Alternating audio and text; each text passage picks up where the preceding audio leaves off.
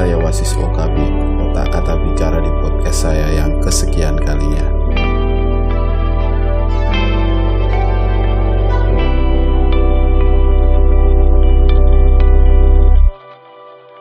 Kita ketemu lagi di minggu keberapa ini ya? Di tanggal berapa? Minggu kedua bulan Juli tahun 2020.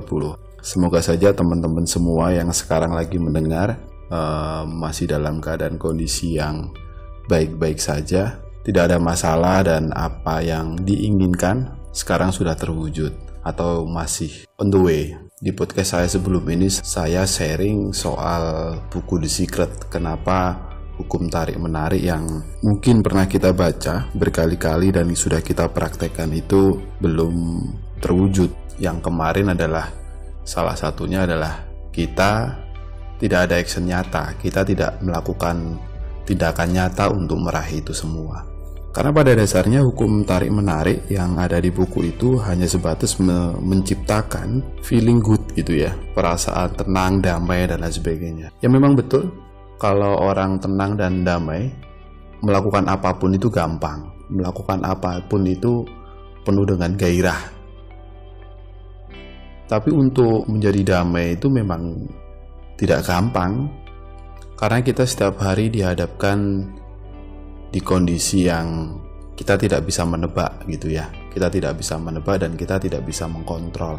Ya, yang bisa kita kontrol adalah respon kita terhadap lingkungan luar, baik itu kondisi yang baik ataupun baik dalam kondisi kita lagi ada trouble gitu ya, lagi ada trouble. Ya namanya manusia, kalau saya ngomong kalau pengen terhindar dari masalah, jalan satu-satunya adalah jangan pernah punya tujuan, kira-kira seperti itu. Kalau orang setiap kali dia punya tujuan hidup, pasti di belakangnya selalu ada masalah. Jadi saran saya kalau teman-teman pengen tidak ketemu masalah, ya jangan bikin goal, jangan bikin tujuan. Itu pasti nanti tidak ada masalah. Paling ya masalahnya ya kita nggak punya apa-apa, kita tidak ada progres dan lain sebagainya. Kalau soal makan kita masih bisa minta kok. Soal ngopi atau minum atau ngerokok ya kita masih bisa minta. Tinggal kita malu atau enggak. Jadi kembali lagi, untuk membuat hati kita menjadi damai itu, kalau pertanyaannya kenapa hati tidak menjadi damai, yang jelas hati kita pernah tersakiti, entah itu dari orang lain atau itu entah dari diri sendiri yang sifatnya itu adalah kita kecewa. Nah, itu juga menjadi masalah. Kenapa hukum tarik menarik ini tidak pernah bisa kita dapatkan? Jadi saya mau sharing kepada teman-teman ini yang pernah saya lakukan ketika saya punya tujuan ingin mendamaikan hati dan pikiran saya. Yang jelas untuk membuat hati damai itu jalan satu-satunya hanya dengan bersyukur. Menurut saya, bersyukur itu modelnya banyak. Kalau saya membagi menjadi 3 model bersyukur, semoga saja ini teman-teman mendengarkan dan mengingat gitu ya. Yang pertama itu adalah bersyukur dengan menggunakan perkataan. Cara ini paling gampang sekali. Semua orang bisa melakukan seperti itu, pasti bisa. Orang usia berapapun untuk mengungkapkan syukur dengan perkataan itu gampang. Yang menjadi pertanyaan itu adalah hatinya bagaimana? Apakah benar ini hatinya ini sudah benar-benar bersyukur? Sudah benar-benar menerima kondisinya seperti itu? Ya kalau kita bersyukur ketika kita dapat rezeki atau dalam keadaan kondisi bahagia itu mah gampang sekali. Tapi bagaimana kita bersyukur di kondisi kita tidak lagi baik-baik saja? Itu yang paling susah. Yang nomor 2 adalah bersyukur menggunakan hati. Hubungannya seperti ini. Ketika kita mengatakan syukur, hati kita ini bergetar nggak? Hati kita ini merasa lega nggak terhadap syukur yang kita ucapkan? Kalau hati kita ini belum lega, saya kira masih dalam bentuk ucapan. Jadi mungkin teman-teman ketika bersyukur menggunakan ucapan, coba sesekali untuk dirasakan dalam hati. Kalau memang belum bisa ya jangan dipaksa, santai saja, bersyukur saja gitu loh. Gak usah dipaksa untuk benar-benar dirasakan dalam hati. Kalau saya setiap pagi ucapkan syukur di pagi hari ketika saya bangun tidur.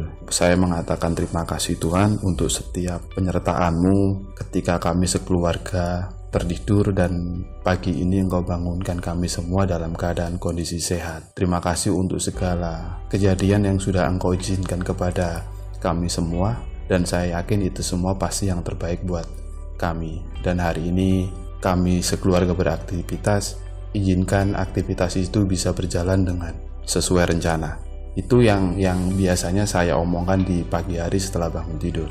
Kalau kita sering mengomongkan itu, sering ya pokoknya ya, kata kuncinya adalah sering. Saya pikir nanti akan terasa dalam hati.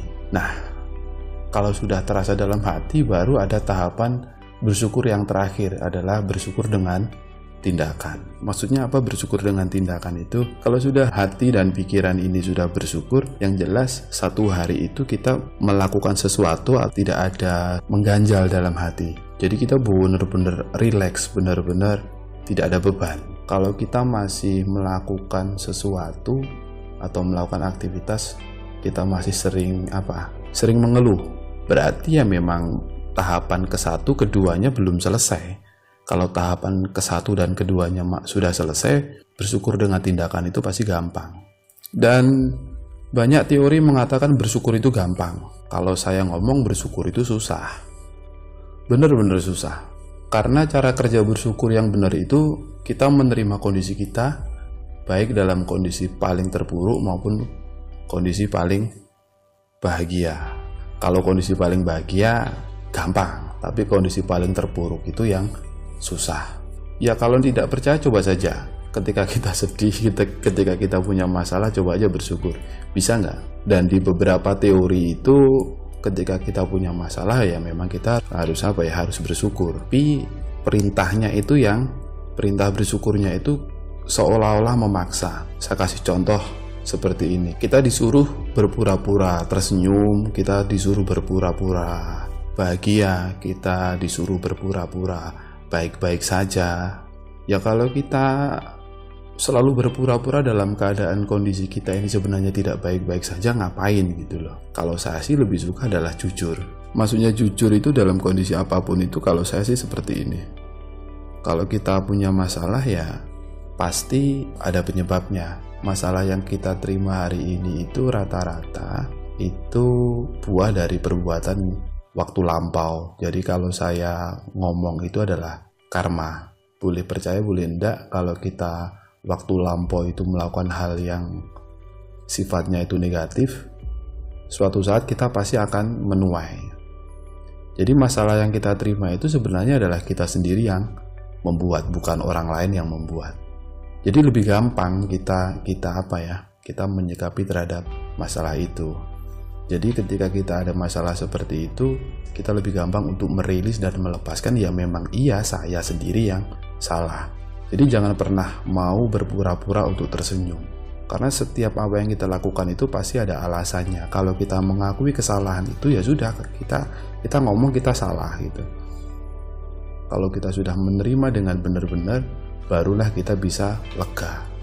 Ya semakin kita punya masalah besar, ya secara teori untuk bersyukur itu ya memang susah. Ya sekali lagi adalah jalan satu-satunya, ya kita harus merilis masalah itu dengan cara memaafkan diri. Ya tadi saya ngomong adalah caranya adalah akui saja kalau kita pernah salah kepada siapapun. Kalau kita punya salah kepada diri sendiri, ya kita harus mengakui kepada diri kita sendiri. Kalau kita punya masalah dengan teman, ya kita harus mengakui kesalahan kita kepada teman. Kalau kita punya masalah dengan keluarga, ya harus kita akui bahwa kita itu punya salah. Kalau kita punya masalah dengan siapapun, ya kita harus mengakui bahwa kita itu salah. Barulah di situ kita punya perasaan hati lega. Jadi tidak ada rasa pura-pura, tidak ada konsep pura-pura dalam menuju syukur yang benar. Sekali lagi saya ngomong, jangan pernah berpura-pura untuk bahagia, karena itu malah nanti kita tidak akan pernah selesai terhadap masalah yang kita hadapi. Mungkin itu yang bisa saya sharingkan kepada teman-teman semua. Kenapa saya sharing? Karena saya melakukan hal ini, dan hari ini pun juga saya berangsur membaik secara hati dan pikiran. Saya lebih tahu apa tujuan hidup saya, gitu kan. Saya lebih tahu apa yang saya butuhkan hari ini. Ketika kita sudah tahu kebutuhan kita hari ini atau tujuan kita hidup ini, hukum tarik-menarik nanti akan menjadi lebih gampang. Mungkin itu dulu dari saya. Sekian, terima kasih.